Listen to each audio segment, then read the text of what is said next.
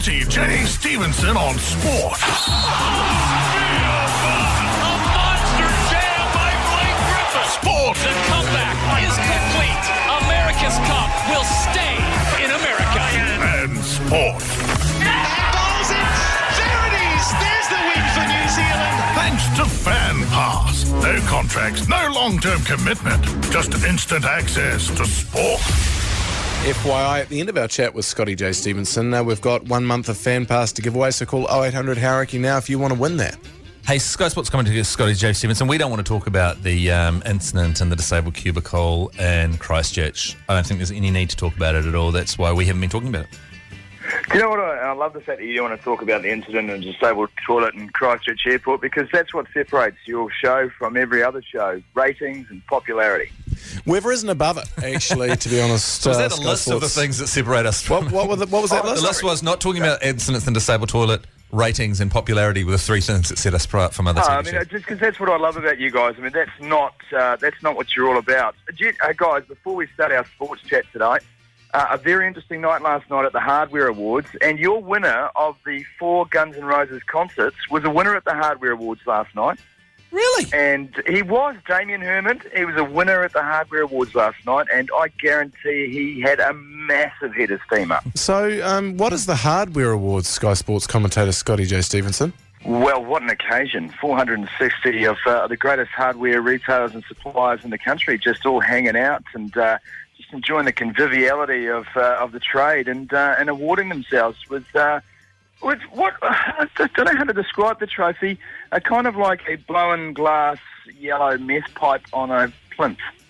Hey, how big is that new Bunnings they're putting up on Great North Road in Grey Lynn? I haven't seen actually. How are the Grey Lynn people handling that? Are they okay? Well, apparently there's huge disabled toilets in the Bunnings that they're putting up there. We're not talking about disabled we're not toilets talking about them? in this chat with Sky Sports. Even if it's not related to the incidents in the Christchurch Airport? Well, no, we're not discussing the toilets. We can discuss whether or not it's morally right to film someone coming in and out of a disabled toilet, no matter what they're doing behind the door, but we're not actually talking about disabled toilets per se.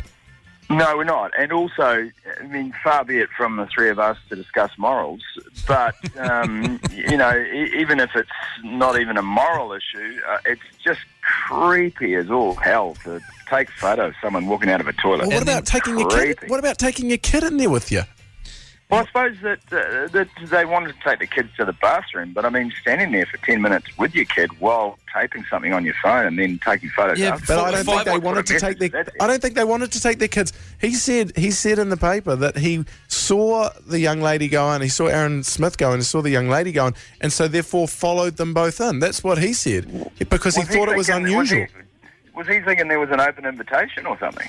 Well, and then he says 5 to 10 minutes, and the noises they were making could only be one thing. It's like 5 to 10 minutes. You're listening for that long? That's a peeping Tom type situation, or at least peeping ear holes, isn't it? I think what Matt pointed out, though, Scotty, is bang on, which is, two people making love in a cubicle is the least disgusting thing that happens in a toilet cubicle, really. I mean, Scotty J. Stevenson, you've followed me up, not into a cubicle, but been in a cubicle after I've been in there for a sweaty 30 minutes. What an amazing experience it was. Yeah, I mean, you came out and called the police. You said that there'd been a hate crime committed in there. I mean, I'd definitely rather... I certainly called you nutritionist. I'd much rather go into a cubicle after someone had been making love in there than what you normally use cubicles for. I mean, a number 2 is not a pleasant thing to follow someone up. I'd probably like the pair of you. I mean, I just try not to think about what people have done in toilets. Well, that's why they've got doors. I've got a golden rule. I don't do twos in public loos. Don't you? You've never done, or you don't? No, I mean it. It's just a life quest not to. I mean, I've had to from time to time. I mean, the options are pretty limited at, let's say, a festival or a sporting event. But, gee. Ever make love in a disabled toilet? Number 3? Yeah, number 3. Well, a number 3 that's the next question. Or an assisted number 3. That's either the next or. question. Assisted number 3s. I'll have to think long and hard about that, Nick. Maybe get back to you on Monday. If you could think about that and get back to us on Monday about that. But we're not going to talk about this whole disabled toilet issue. No, we don't want to talk about it. We certainly won't be talking about it on Monday. Hell of a game, though, on the weekend. Oh, yeah, exciting. Do you think Do you think the disabled toilet incident will affect the outcome of the game? I don't think it'll affect the outcome of the game. I wonder, though, if will there be any jibes? Will there be any wisecracks on the field? Any sledging? There may be some sledging. Really? Is rugby a game for sledging? You're sort of puffing most of the time, aren't you? It's kind of hard to think of funny lines. I think there is some definite sledging. I've seen and heard some good sledging before. Andrew Hall was a master at the sledge. Used to always have a little conversation with his opposite at scrum time, and usually bring the referee into proceedings as well. It was quite clever sometimes. You'd think there'd be a few issues that people would come back on Andrew Hall on, don't you think?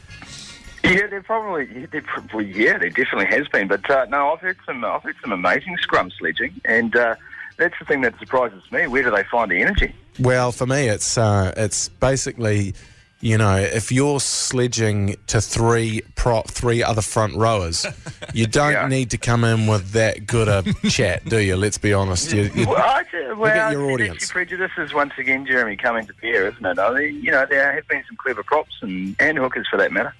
I'd say that TJ Perineum will. People are going to go for his shaved legs before they bring up their disabled toilet, aren't they? So what about if TJ Perineum shaved his legs in a disabled toilet? Would that be inappropriate? I think that would be absolutely fine, as long as you clean up after yourself. I think it's always important to clean up after yourself. As long as you clean up, a little bit of courtesy. That's the thing about a cubicle. If you leave and there's no mess, then there's no crime being committed. Exactly. What happens Correct. behind the door stays behind the door. But we've all got workplace scenarios in which there's always a bowl stainer, isn't there? And someone who's quite happy to leave that for the next person, and that's not right either. And I'm looking across the desk at one as we speak, Scotty. Thank you very much for your time. You're welcome.